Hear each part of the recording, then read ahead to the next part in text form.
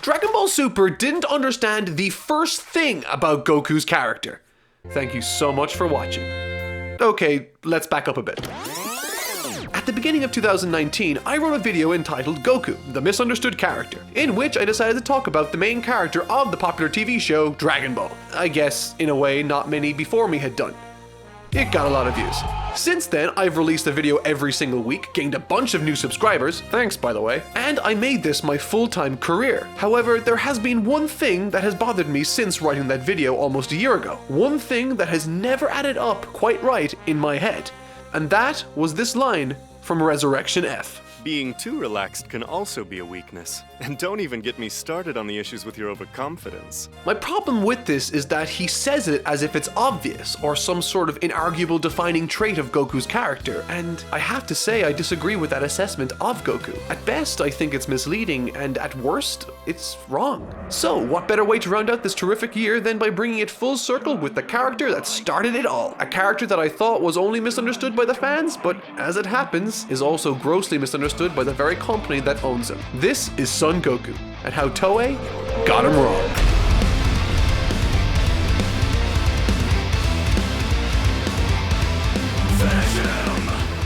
Before I start this, I want to say that I love Dragon Ball, Dragon Ball Z, and even Dragon Ball Super. So if you think I'm just some guy spewing hatred towards the series, check out this soppy sentimental video I wrote for the series last year when it ended.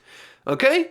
Moving on. Once I finished writing last week's episode, I decided to send out a tweet asking you guys a question. Can anyone point me to instances where Goku was overconfident before Dragon Ball Super? The comment section was interesting. Dozens of people began listing circumstances like him allowing Frieza to reach 100%, his misplaced confidence in Gohan during the Cell games, or even his decision to fight Android 19 in the first place. Comments kept pouring in, touting example after example. However, and unsurprisingly, a significant amount of discussion and arguing stemmed from the various responses to this tweet of mine. Largely because, I believe, now having looked into it, calling Goku overconfident would be at best a very low resolution observation of his character. Allow me to explain what I mean. Overconfidence, as it's defined, is a belief in one's own abilities that exceed the parameters of reality. In other words, one who is overconfident has no reason at all to be. Interestingly, a perfect example of this could be observed with Vegeta, who during the Cell saga allowed Cell to reach his perfect form simply because Vegeta believed no one could ever be as powerful as he was. A belief in his own abilities that exceeded the realms of reality,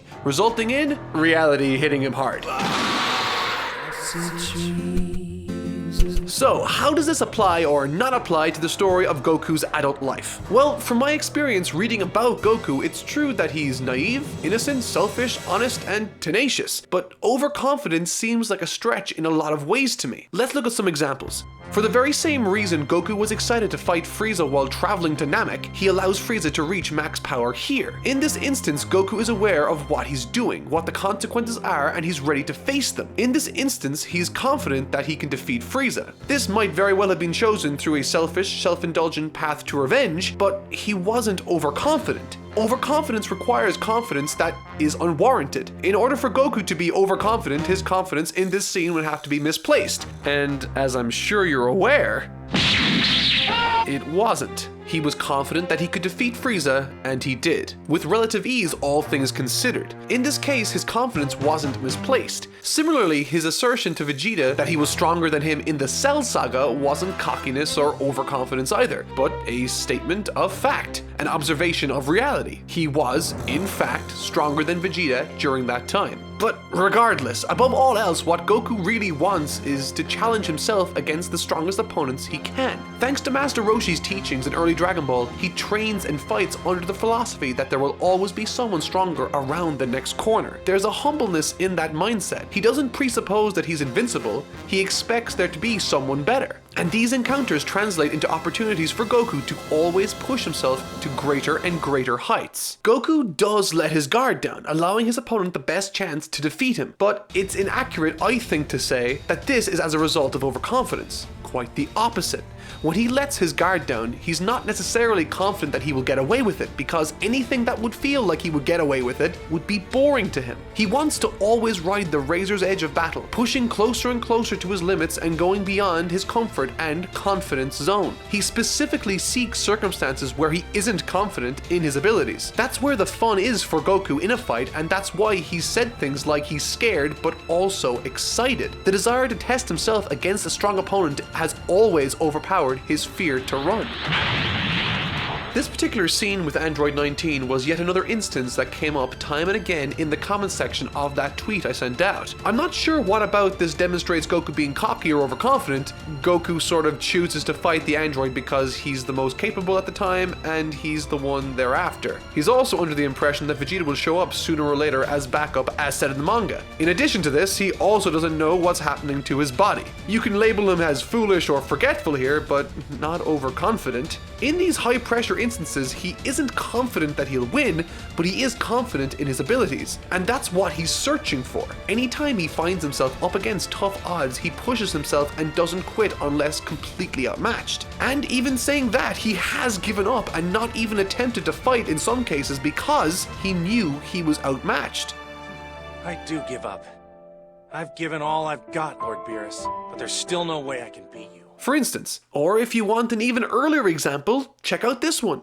There's no way that we can defeat a power like Cell in a fight right now.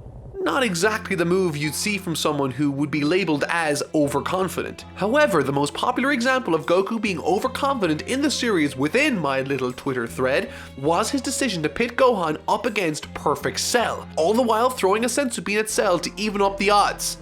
In his mind. And what's interesting about that specific scene with Gohan is that Goku was technically correct. His confidence in what Gohan was capable of wasn't misplaced. What he didn't count on was that he understood that better than Gohan did. That particular circumstance is way more nuanced than simple overconfidence. And I think a better word to describe that decision is naivety. Naivety is described as lack of experience, wisdom, or judgment, sometimes out of innocence. And that perfectly describes this particular misunderstanding between Gohan and Goku. And let's make no bones about this, this is Goku's flaw. It's not overconfidence in himself, it's that he naively presupposes that everyone, be they his friends or his enemies, treat a fight with the same honor as he does. It's for this very reason he's constantly taken aback during instances where his opponent treats their fight like anything other than a fair contest. Whether it be Vegeta's sudden decision to blow up the earth or Gohan not wanting to go all out in a fight, Goku is always caught off guard by someone else's worldview in these high pressure circumstances. Allowing Cell a senzu bean, letting Vegeta and Frieza go, these are all examples of his selfishness and or naivety shining through. To label it overconfidence is inaccurate.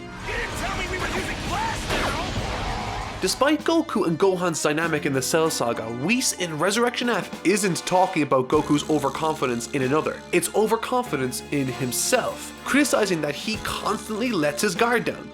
Which he does, but as I explained, it's not that he is overconfident or overestimates his abilities. He lowers his guard and doesn't go all out because he selfishly wants to get more out of the fight. If he thought that his opponent was way below him and he overestimated his own abilities, he'd be bored. And that's just not how Goku operates. In Resurrection F, Whis tries to demonstrate to Goku that he lets his guard down too often by punching him in his ribs, as he's walking through the garden of Beerus's planet after the sparring session had been brought to a close. This doesn't demonstrate anything. In order for Goku to have his guard up in this non-combative scenario, he would either need to be consciously on guard 24/7, which is impractical and exactly the flaw Vegeta has, or he would need to have Ultra Instinct, which is the goal Whis is training them towards. So I don't understand how this could be an indication that he's anything other than a weaker fighter than Whis. It doesn't demonstrate anything to further Whis' point about him being overconfident. I mean, if we really want to get into it, overconfidence is much more accurately a trait of Vegeta's than Goku's. He has in the past time and again legitimately brought about his own demise due to this overconfidence in his abilities. I see